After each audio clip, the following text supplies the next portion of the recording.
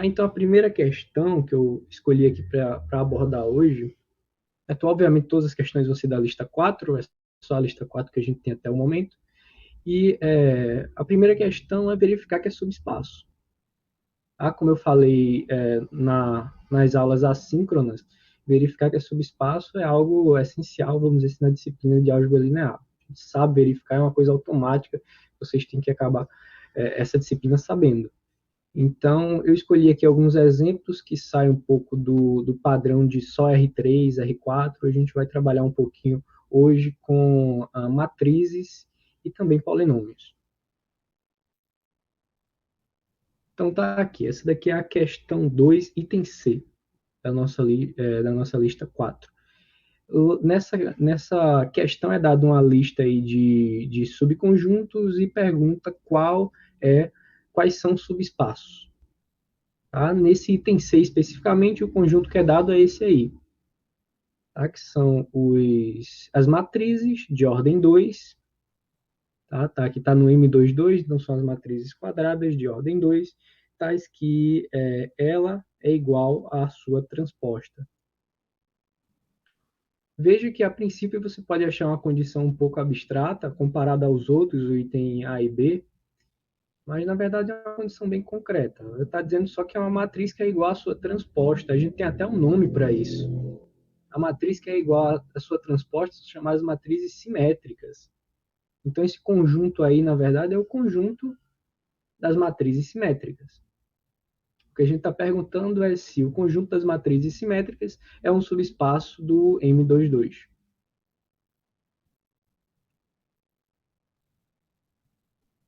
Então, aqui, ó, o que a gente tem que fazer, solução, vamos verificar as três condições de subespaço.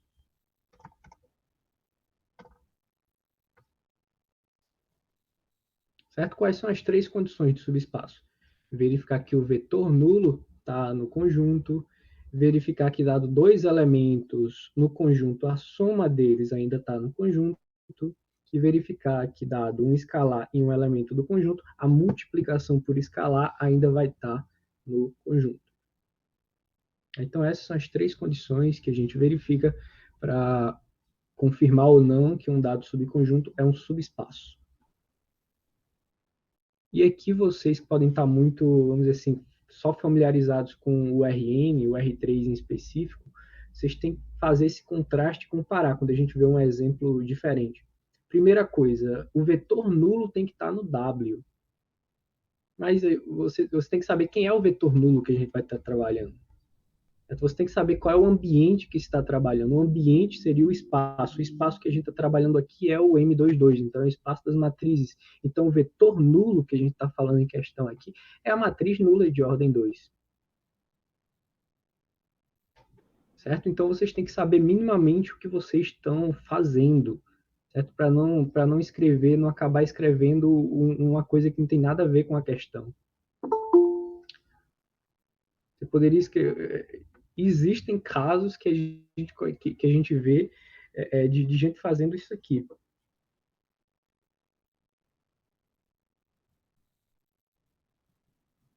Gente fazendo isso aqui, ó. Infelizmente, acontece. O 000 pertence ao W.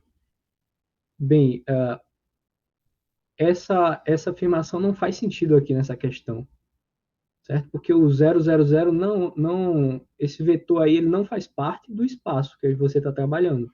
O espaço que você está trabalhando nessa questão é esse aqui, ó. É o M22. Então, os vetores aqui, os elementos aqui são matrizes de ordem 2. Tá? Então, estou só alertando você, certo? Para você não cometer esse tipo de coisa aqui. Só vale essa afirmação se o seu ambiente, se o seu conjunto está dentro do R3. Então vamos lá, né? Os ingredientes aqui para a gente verificar que é subespaço. Geralmente a gente pega o quê? 3 vetores dentro do candidato a subespaço e um escalar. Os vetores, aqui como são matrizes, eu chamei de A, B e C. E uma coisa que é importante você fazer é traduzir o que significa pertencer ao subespaço. A tradução que eu estou falando é isso aqui, ó. Pertencer a esse subespaço significa isso aqui, ó. Significa primeiro que é uma matriz de ordem 2, né, porque está dentro do M22, mas está no W significa que ela é uma matriz simétrica, ou seja, que A é igual à transposta de A, ou seja, a matriz que está em W é igual à transposta dela. Então, ó, o A, o B e o C estão em W, então isso significa que A é igual a A transposta, B é igual a B transposta e C é igual a C transposta. Tá? Isso é o que significa estar em W nesse exemplo. Certo? Então você tem que ter essa capacidade de entender o que significa pertencer a cada subespaço. Cada subespaço ele vai ter uma regra diferente. Para isso aqui eu vou chamar de estrela. Tá? Toda vez que eu usar aqui, eu vou dizer estou usando estrela. Certo? Então pegou os ingredientes para verificar que é subespaço, que são 3 vetores e um escalar, traduziu o que significa pertencer a esse espaço. Agora a gente vai para as 3 condições. Quais são a primeira condição? A primeira é o vetor nulo tem que estar nesse cara, nesse subespaço. Mais uma vez, o vetor nulo do espaço M22 é a matriz nula de ordem 2. Se você tivesse no R3, você ia verificar que o vetor de 3 coordenadas nulas está lá. Se tivesse no P2 ou um PN, ia verificar que o polinômio nulo está lá. Então, você tem que entender o espaço que você está trabalhando para não escrever uma coisa que não tem nada a ver com a questão. Então, a matriz nula está no W, aí você tem que argumentar por quê. Ela tem que satisfazer a condição do W. A condição do W é a matriz tem que ser igual à sua transposta. E, de fato, né, a matriz nula, você pegar a transposta dela, você não faz nada. Todas as entradas são iguais, então se você pegar a transposta, você não mudou nada. A transposta da matriz nula é ela mesma. Então, está justificado, porque a matriz nula está em W. Agora, ó, você pegou duas matrizes em W e você quer mostrar que a soma está em W. Então, você tem que verificar se a transposta dessa soma aqui dá a própria soma. Se A mais B transposto é igual a A mais B. E aí, pessoal, nessa aula de hoje a gente vai falar muito, muito do primeiro estágio. O primeiro estágio não estava lá só para você ficar relembrando as coisas sobre matrizes, não. O propósito é a gente usar aqueles resultados.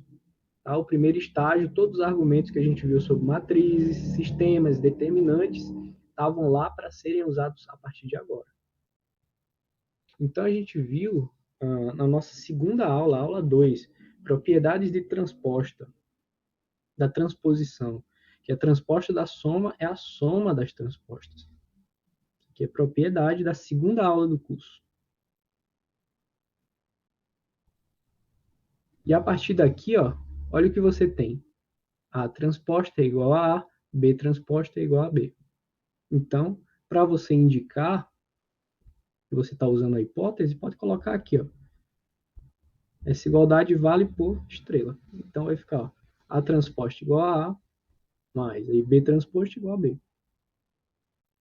Conclusão, A mais B transposta é igual a A mais B. Por isso que o A mais B está em W. E agora, para você fechar aqui a terceira condição é um elemento arbitrário no W e um escalar, então a multiplicação por escalar ainda tem que estar em W. O que é que você tem que fazer? Verifica a condição de W. Nesse caso aqui, a condição do W é pega a transposta e vê se dá a matriz original. Mais uma vez, a gente vai usar uma outra propriedade de transposição. A transposição de um produto por escalar, o que você faz? Você tira o produto por escalar. na transposição, fica só a transposição da matriz. Tá? Mais uma vez, isso é uma propriedade de transposição da nossa aula número 2 do curso. E agora, você usa estrela novamente. Você sabe que a transposta é igual a A, então vai ficar lambda vezes A. Então, ó, a transposta de lambda vezes A é igual a lambda vezes A. Por isso que o lambda vezes A pertence a W. Conclusão, ó, o W ele satisfaz as três condições. O vetor nulo está lá, a soma de dois elementos lá ainda está lá, e a multiplicação por escalar também está no W. Conclusão, ó, o W é um subespaço.